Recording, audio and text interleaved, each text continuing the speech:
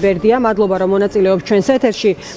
მექნება კითხვა ევროკომისიის წერილზე და იმ პირობებზე, რომელიც აქვს ქართულ ოცნებას წარდგენილი, ოცნებისადმი არის წარდგენილი, მოვიზოთ სანაცვლოდ, მაგრამ მოდი იქამდე დავიწყოთ ამ საკითხებით, არჩევნების თემატიკით კონკრეტულად. თქვენი ლიდერის განცხადება ნახა ჩვენ საინფორმაციო ეთერში მაყურებელმა, ასევე მამუკა ხაზარაძის წერილი, რომელიც მე წაუკითხე ჩვენს მაყურებელს და რა არის თქვენი შეფასება? აი ამ განმარტებების გათვალისწინებით არის თუ არა ეს დამატებითი ბრძოლის ველი თქვენთვის და თქვენი არგუმენტები რაში მდგომარეობს?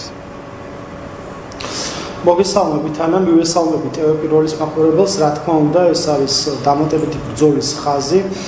ჩვენ უკვე ფაქტობრივად ვიმყოფებით კონსტიტუციური წესრიგის მიღმა, როდესაც ყველა სახელმწიფო ინსტიტუტი აბსოლუტურად მიტაცებული აქვს მართლ პოლიტიკურ პარტიას, როდესაც ზარდი ავტოკრატიაა და ცდილობს რეპრესიების ფონზე ჩაახშოს ის პროტესტი და საპროტესტო ხმა, რომელიც ქვეყნის მოსახლეობის დარწმუნებული ვარ, ძალიან დიდ უმრავლესობას აქვს შესაბამისად, აი ამ ფონზე განსაკუთრებულ მნიშვნელობას იძენს პრაგმატული თანამშრომლობა, მათ შორის სხვა ოპოზიციური პარტიებთან, იმიტომ რომ ეს არის სტანდარტული არჩევნები და აქედანვე გამომდინარე უნდა გამოირიცხოს ურთიერთ კონკურენცია და ეს არის პრაგმატული თანამშრომლობის ძალიან კარგი მაგალითი.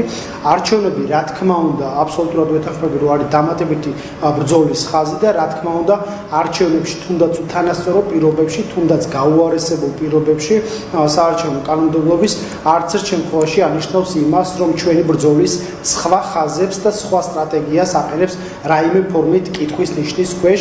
ამას ჩვენ როგორც დამატებით ბრძოლის ხაზად ისე ვუყურებთ და შესაბამისად არ ვაპირებთ იმ პირობებში, როდესაც ზარდი პროტესტის ფონზე ელექტორალურად განსაკუთრებული რღვევა შეინიშნება, მათ შორის დედაქალაქში, აი ეს გამარჯვება უბრძოლოდ ჩაუდგეთ ჩვენ ოცნების. ბერდია, სხვა ბრძოლა და სხვა სტრატეგიაში რა?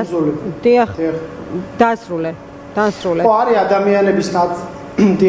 ადამიანების ნაწილი, რომლებიც შესაძლოა მიიჩნევენ, რომ ქუჩის პროტესტი უფრო ეფექტური არის და მხოლოდ ქუჩის პროტესტზე უნდა კონცენტრირდეს, არჩევნები საერთოდ მიუღებელია რაღაც ნაწილისთვის.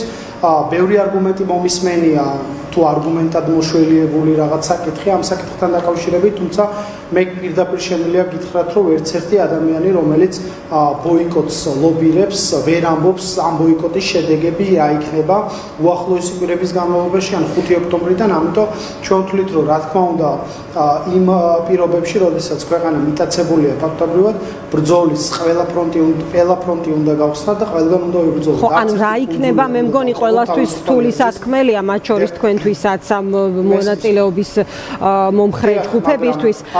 არაფრის კეთებას მირჩევნია რაღაცის კეთებას. ბერდია, თქვენ ახსენეთ სხვა ბრძოლა და სხვა სტრატეგიები, ანუ ყველა ფლანგზე ვიქნებითო, ხო, ამას გულისხმობთ. აი თქვენი ლიდერი დღეს ბრიუსელიდან საუბრობდა, რომ აი ასე ოცნებას ნამდვილად არ ჩავბარდები, ყველამ ჩვენი საქმე უნდა გავაკეთოთ და ვიბრძოლებთ იქ, სადაც უფრო ვიქნებითო ეფექტური, თუ აქ ბრიუსელში ვარ ეფექტური, ვიბრძოლებ აქ. აი რა არის გახარიას ბრძოლის ხაზი ბრიუსელიდან? ამაზე იქამდე თქვენ ამბობდით, რომ სულს გამოეცნო გახარია დაბრუნდებოდა თუ არ დაბრუნდებოდა და მას ემკითხავა, თუ არ ვცდები ასეთი ფრაზაც გითქვამთ და ახლა მოვისმინეთ იმგვარი განმარტება გახარიასი, როგორც მოვისმინეთ.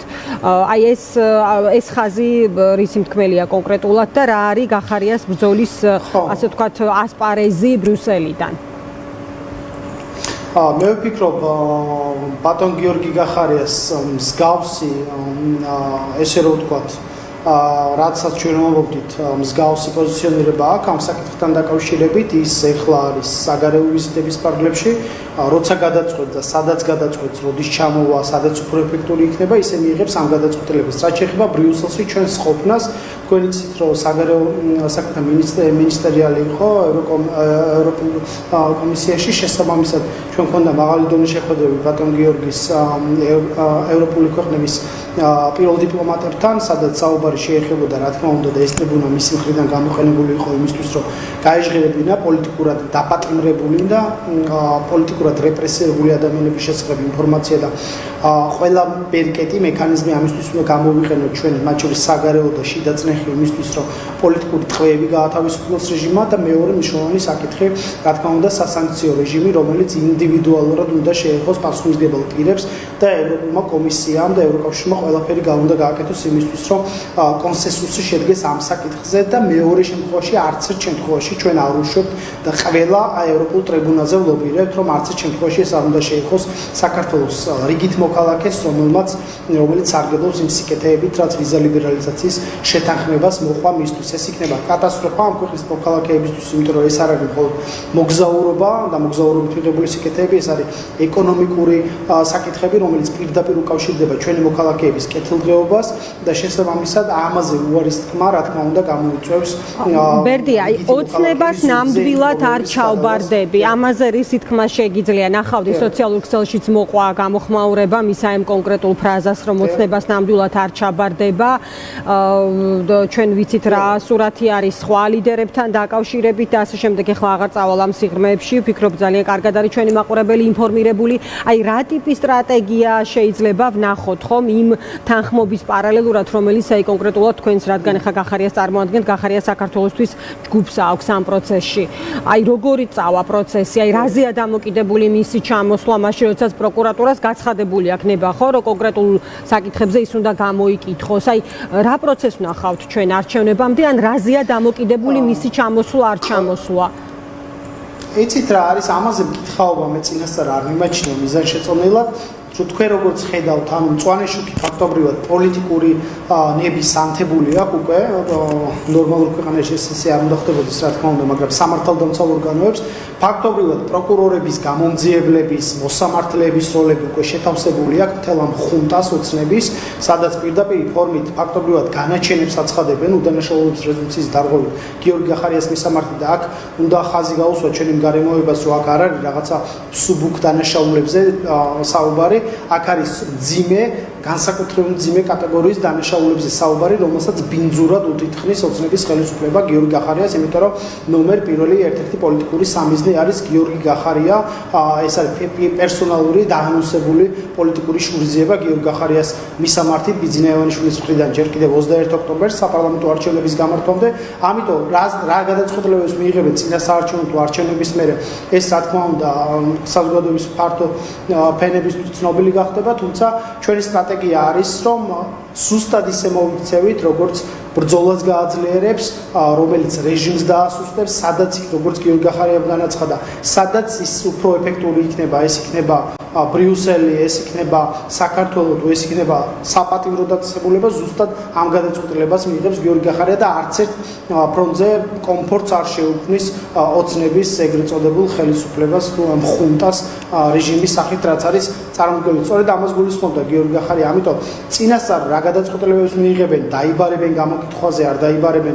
ჩვენ ნახეთ მთელი ის ვაკხანალია, რაც მოაწყო ოცნების ეგრეთ წოდებულმა კომისიამ გიორგი გახარიასთან მიმართებით, ჯერ დაუძახეს, მე დისტანციურ ჩართვაზე უარსებობდნენ, მე ჩართეს და აცხადებდნენ, რომ აი მძიმე შეკითხვები გვექნება რამდენიმე საათის განმავლობაში და ვისმენდით მე თეატრულკენის 2 საათში ჩატეულ მთელ ამ სამარცხვინო მასკარად, რომელსაც დარწმუნებული ვარ ოცნების მხარდამჭერებს არ წვენო და ადაბა ბლატაობა, რაცა ქუჩის ტერმინებით საუბარი, აი ეს დარჩა ოცნებისგან. პროკურატურას დაველოდებით, თუ ისინი გამოკითხავენ, გამოკითხვის მიზნით მოიწვევენ, ჩვენ რა სტრატეგია გვექნება, რას უპასუხებთ, რა პოლიტიკური და სამართლებრივი გზა გვექნება, ამასთან დაკავშირებით აუცილებლად გახდება თქვენთვისაც. დიახ, ბერდი, აი ჩვენ ევროკომისიის წერილი ვნახეთ გამოქვეყნებული, ადრესატი არის მაკა ბოჭორიშვილი, ასევე სისისში არიან შინაგან საქმეთა მინისტრი გეკა გელაძე და ევროკავშირის ელჩი, ხომ? აი ეს რეკომენდაციები, რაც იქ არის მითითებული და რამდენად არის საერთოდ თავსებადი ქართული ოცნების პოლიტიკასთან. აი ეს საკითხი რა ტიპის არგუმენტია თქვენთვის?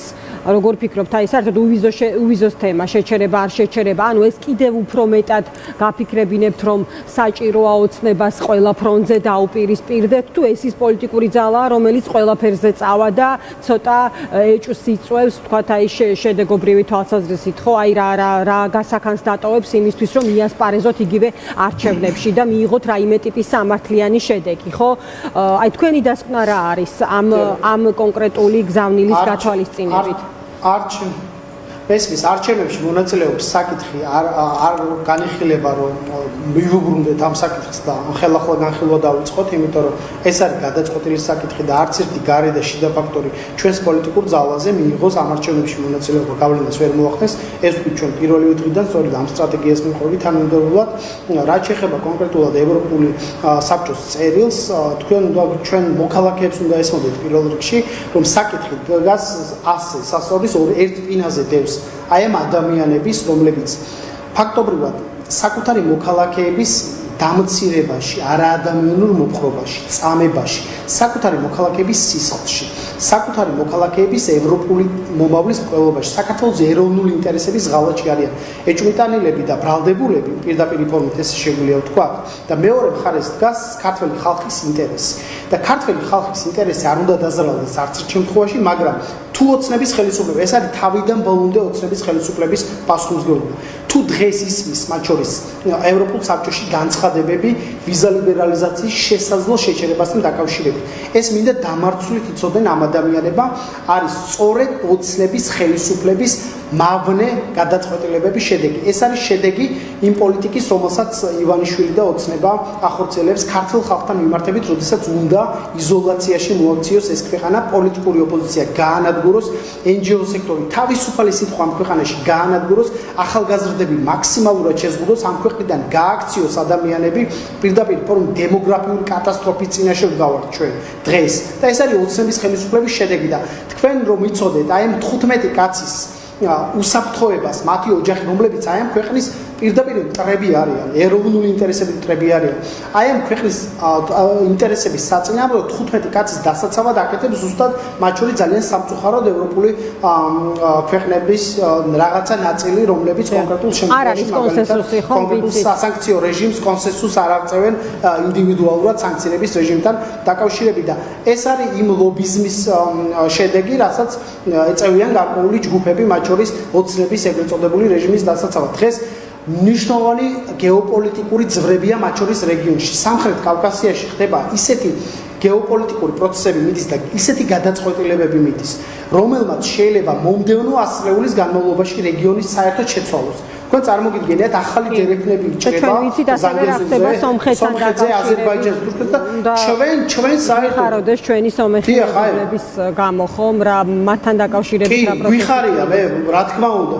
კავკასია უნდა იყოს ერთიანი ამ საკითხში. ჩვენ გვაქვს უზარმაზარი სატრანზიტო პოტენციალი. ჩვენ ვართ შავი ზღვის რეგიონის ქვეყანა, რომელსაც პირდაპირ წვდომა აქვს შავ ზღვაზე, ხო? აი ამ უზარმაზარი პოტენციალის დახურდავება ხდება იმაში, რომ ბიძინა ივანიშვილმა რაღაც შიდა გარჩევები მოაწყოს ვიღაცასთან, რაღაც კომერციულ დავებზე თითქოს ვიღაცა მას ფულს ართმევს, ეხა შიდა რაღაცა არ მომერიდება ამ სიტყვის, რაღაცა რაზბორკები მიდის, ძალიან კარგად გაიგებენ ეს ადამიანები ამ სიტყვას, რომლებიც ამ ყველაფერში ჩართული არიან და ჩვენ ქვეყანა უყურებთ, რომ ჩვენი ეროვნული ინტერესები ხურდავდება. უზარმაზარი პოლიტიკური დივიდენდები თუ ფინანსური დივიდენდები შეიძლება მიიღოს ქვეყანამ, უზარმაზარი პოტენციალი გეოპოლიტიკურად შეიძლება შეიძინოს და ამას ყველაფერს ვახურდავებენ და ჩვენ რაღაცა პატარა სამხრეთ კავკასიურ კონტექსტში ვჩებით, ოღონდ ამ კონტექსტში ვჩებით ისე, რომ აზერბაიჯანის და სომხეთის და შავი ზღვის რეგიონის სხვა ქვეყნები ილაგებენ სხვა კონფიგურაციას და ჩვენ ამ იზოლაციაში ვტოვებენ. წარმოგიდგენიათ ჩვენ ქვეყანას, რომელიც რეფორმების თვალსაზრისით ვიყავით წინ, ასოცირების ხელშეკრულების თვალსაზრისით ვიყავით წინ, მოლდოვამ გადაგვისწრო, წარმოგიდგენიათ რეფორმებით როგორ ჩამოგრჩებოდა უკან ფაქტობრივად, რომელიც 3 მილიარდიან დახმარებას მიიღებს და არაფერი საქართველოსთან მიმართებით, ხო? გაყინული კანდიდატის სტატუსი ფაქტობრივად არანაირი ბენეფიტი, იმიტომ რომ ოცნების ხელისუფლება დაკავებულია ერთადერთი რამით, კორუფციული ფული მოჭრან, მე ეს კორუფციული ფულის გადანაწილება მიდის სისხლიანი გარჩევებით და აი ამას გვაყურებინებენ. საქართველო იცლება ახალგაზრდებისგან, სტუდენტებისგან. ეხა კიდე უნდა ჩაგუკეტონ, ვიზა ლიბერალიზაცია უნდა მოგვისწონ, იმიტომ რომ 15 ადამიანის დასანქცირება უფრო მნიშვნელოვანი ყოფილა ვიდრე ქვეყნის დასანქცირება. ეს არის კატასტროფა, რომელიც არ უნდა დავუშვათ ჩვენ და მინდა მივმართოთ ოცნების მხარდამჭერებს, რომ დროზე უნდა მოხვიდეთ გონს, იმიტომ რომ ეს გზა მიდის უბსკრულისკენ და ამ უბსკრულში გადაგჭეხავს საკუთარ თავთან ერთად ქვეყანას ეს რეჟიმი. დიდი მადლობა ბერდია, თუ გიყურებს მოკითხვა ელენეს, დაგემშვიდობები. მადლობა რომ გვერდთვებოდი. ბერდია სიჭინავა იყო ჩვენი სტუმარი. 5 საათზე ახალი ამბების დრო არის TV პირველზე, ჩვენ კიდევ შევხვდებით.